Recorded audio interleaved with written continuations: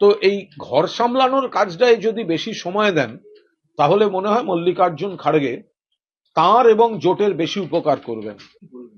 দেখুন, পশ্চিমবঙ্গ অবাধ গণতান্ত্রিক রাজ্য। রাহুল গান্ধী এখানে ইতিমধ্যেই একটি কর্মসূচি করে গিয়েছেন, আগামী দিন তার কর্মসূচি রয়েছেন, তো তিনি তার মতো করবেন।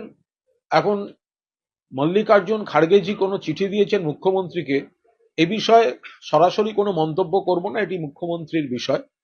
কিন্তু আমার মনে হয় তার থেকে বেশি যদি ইন্ডিয়া জোটকে সুষ্ঠুভাবে রাখার কাজে মল্লিকার্জুন খাড়গে এবং কংগ্রেস নেতৃত্ব সময় দেন, তাদের দলটাকে অটুট রাখার কাজে এখানে ভারত জোড়ো বলে রাহুল রাস্তায় নামবেন, আর ওখানে ওই মিলিন্দ দেওরা কংগ্রেস ছেড়ে অন্য দলে চলে যাবেন, তো এই ঘর সামলানোর কাজটায় যদি বেশি সময় দেন তাহলে মনে হয় মল্লিকার্জুন খাড়গে তাঁর এবং জোটের বেশি উপকার করবেন। দ্বিতীয় কথা, মল্লিকার্জুন খাড়গে নিশ্চয়ই সেই সমীক্ষাটাও করেছেন যে পশ্চিমবঙ্গে যেখানে জোড়ো বলে কোনো কর্মসূচি হতে চলেছে, কংগ্রেস তো সিপিএম আর আইএসএফ এর সঙ্গে জুড়ে ছিল, শূন্য পেল কেন? তো এই আত্মসমীক্ষাটাও নিশ্চয়ই মল্লিকার্জুন খাড়গে করবেন যে দলের সঙ্গে দল জুড়ে ছিল, তো তিনটি দল জুড়ে ছিল, তাতেও বিধানসভায় শূন্য পেয়েছে কেন, তাহলে এটা করবেন।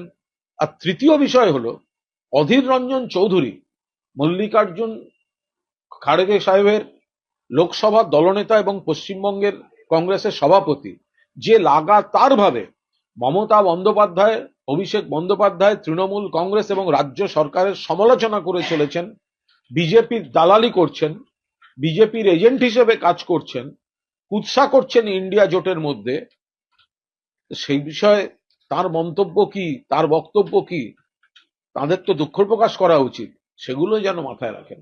কংগ্রেস কোনো তৃণমূল কংগ্রেস কোথাও কোনো পোস্টার ছেঁড়ার সঙ্গে যুক্ত নয়, কারণ কংগ্রেসের যা গোষ্ঠীদ্বন্দ্ব, তাতে পোস্টার ছেঁড়া টেড়ার জন্য তারাই যথেষ্ট, নিজেরা প্রচারে আসার জন্য এসবও করতে পারে। তৃণমূল কংগ্রেসের সঙ্গে কংগ্রেসের পোস্টার ছেঁড়ার কোথাও কোনো সম্পর্ক নেই। যে দল শূন্য পেয়েছিল এত হাঁকডাক করে, যে দল শুধু মিডিয়া আর সোশ্যাল মিডিয়ায় আছে, সেই দলের পোস্টার ছিঁড়তে তৃণমূল কংগ্রেসের কোনো প্রয়োজন পড়ে না। মমতা বন্দ্যোপাধ্যায় তো একবারও বলেননি যে তিনি ইন্ডিয়া অ্যালায়েন্সে নেই। মমতা বন্দ্যোপাধ্যায় তো ইন্ডিয়া অ্যালায়েন্সের অন্যতম উদ্যোক্তা, ইন্ডিয়া নামকরণ তার। মমতা বন্দ্যোপাধ্যায় প্রথম থেকে ফর্মুলা দিচ্ছিলেন যাতে ইন্ডিয়া অ্যালায়েন্স প্রিপোল অ্যালায়েন্স হিসেবেই শক্তিশালী হয়। সেক্ষেত্রে কংগ্রেসের অধীর চৌধুরী বা কিছু নেতার ভূমিকা অত্যন্ত দুর্ভাগ্যজনক।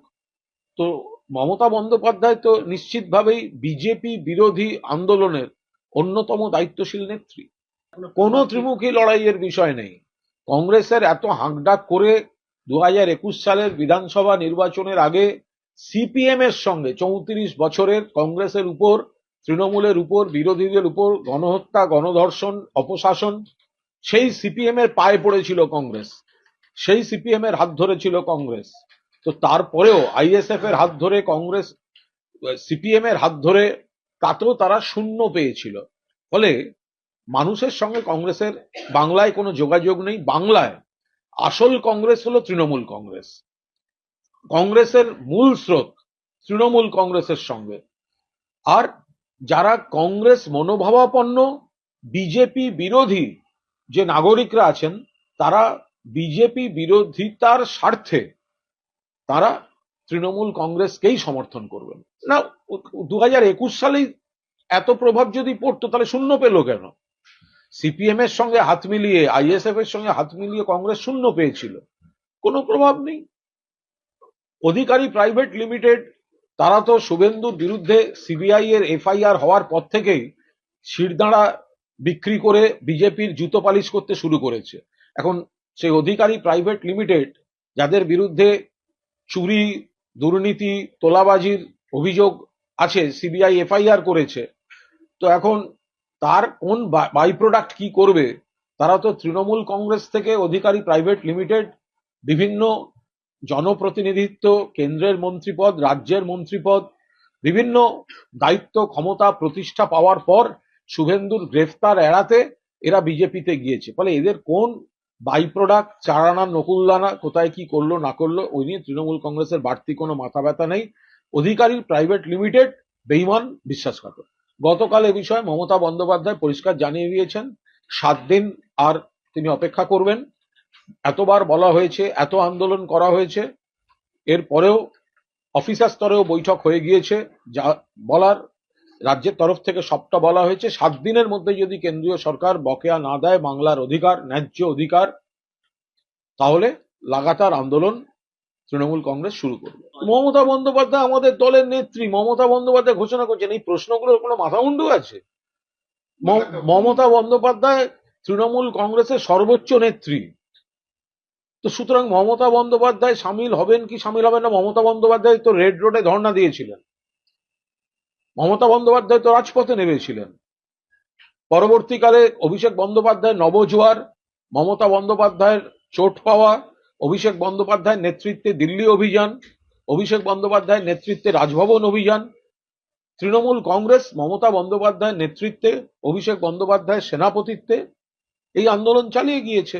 সর্বশেষ দিল্লিতেও সাংসদদের নিয়ে মমতা বন্দ্যোপাধ্যায় প্রধানমন্ত্রীর কাছে দরবার করেছিলেন। একটা দুর্ভাগ্যজনক ঘটনা ঘটেছে, স্থানীয় প্রশাসন দেখছে, ওটা সেই প্রতিষ্ঠানের আভ্যন্তরীণ সমস্যা, এর সঙ্গে কোনো রাজনীতির বিষয় এখন অব্দি আমরা দেখিনি। সেই স্কুলের আভ্যন্তরীণ সমস্যা, অত্যন্ত দুর্ভাগ্যজনক ঘটনা ঘটেছে, নিন্দনীয় ঘটনা ঘটেছে, পুলিশ প্রশাসন দেখছে। পুলিশের কোনো সংগঠন, তারা কি নতুন প্রোগ্রাম করছেন নাকি? পুলিশের সামাজিক সংগঠন আছে, পুলিশের যে সংগঠন রয়েছে, তো তারা যদি কোনো সামাজিক কর্মসূচি নেয় বা তাদের পেশাগত কোনো কর্মসূচি নেয়, এ তো নতুন কিছু না, এর সঙ্গে ভোটের কি সম্পর্ক? পুলিশ সারাদিন কাজ করেন, 24x7 তারা কাজ করে যান। বহু ক্ষেত্রে ঘড়ি দেখে তাদের কাজ শেষ হয় না, ঘড়ি দেখে শুরু হয় না, ছুটি ছাটার বালাই নেই। সেখানে যদি কোনো অনুষ্ঠান হয়, কোনো বিনোদনমূলক, কোনো সামাজিক, কোনো সেবামূলক অনুষ্ঠান হয়, তো ক্ষতি কি? তো ভালো তো। এ বিষয়ে এই মুহূর্তে কোনো মন্তব্য করব না। বিজেপি এইটুকু জেনে রাখতে পারে, সারা দেশে বিজেপির বিরুদ্ধে হাওয়া চলছে। বিজেপির আর্থিক নীতি, বিজেপির সামাজিক নীতি সবই মানুষ প্রত্যাখ্যান করছেন। ফলে এখন বিজেপি বিরোধী দলগুলি যে যেখানে শক্তিশালী, মানুষ তাদের ভোট দিতে চলেছেন। ফলে বিজেপির উল্লাসের কোনো কারণ নেই। বিজেপি আর বিজেপির সঙ্গে যারা থাকবে তাদের বিপদ। বিজেপির বিরুদ্ধে যারা লড়াই করছেন, যে যেখানে শক্তিশালী, মানুষ তাদের ভোট দেবেন।